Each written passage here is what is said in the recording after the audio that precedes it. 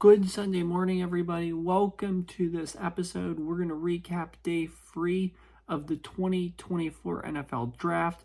We're going to recap these last free Steelers picks. It's 1:45 in the morning. I stayed up late. I was just finishing up all my draft work. Got a little behind today evaluating the picks and everything and publishing my final grade, so I wanted to do that all before we go to bed, but here we are. It's 1:43 on a Sunday morning, and this is what I'm doing. So, yeah, for sure. Anyway, let's look at it here. I'm going to just briefly recap all 3 of these picks. First, I was a big fan. I really love these first 2 picks. The last one I wasn't real crazy about. However, I see why they picked him, and I think he can make an impact. Overall, the class was very good. I will provide a little spoiler for my draft rankings video.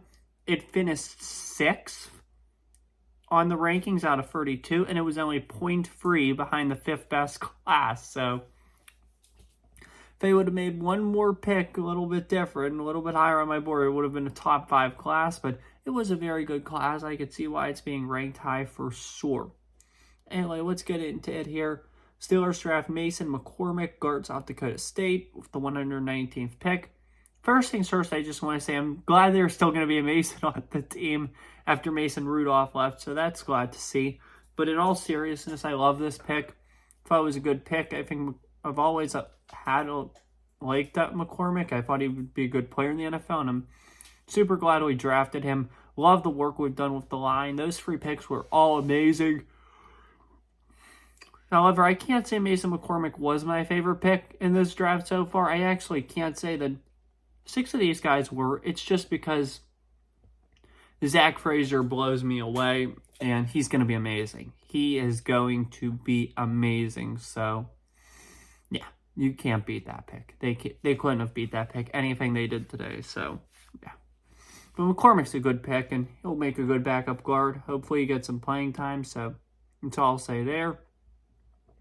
Next, I feel like we got a steal with our next pick, drafting Logan Lee out of Iowa. I feel like this pick was a steal and that he'll be somebody that makes an impact early and often on the team. So I feel like Lee is going to be very good. And yeah, I'm a big believer in Lee, and I hope he gets playing time and truly gets to show his ability because he can be special. And last but certainly not least was defensive back Ryan Watts from Texas. I don't get this pick. I felt like they had better options at defensive back, but I understand why they went there. I mean, Texas is a strong school, and he does show some good abilities. So I do like the fact they addressed defensive back for once, and this was a good pick. However, I just don't see a lot of upside in him. So yeah, that's all I have to say about that. That's all I have to say about this draft, really. Real quick here, I will give you the rundown of who the Steelers took and who I would have taken in the same spot. I'll go for the picks, and then I'll go of theirs, then I'll go for the picks of mine.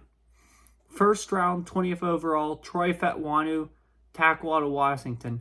Second round, pick 51, Zach Frazier, center, West Virginia.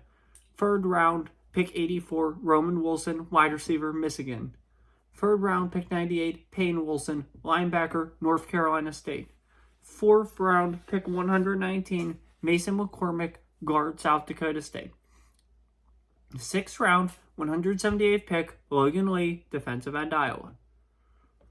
And with the 6th round, pick 195, Ryan Watts, defensive back, Texas. This is what I would have done. Round 1, pick 20, Terrion Arnold, cornerback, Alabama. Round 2, pick 51, Zach Frazier, center, West Virginia.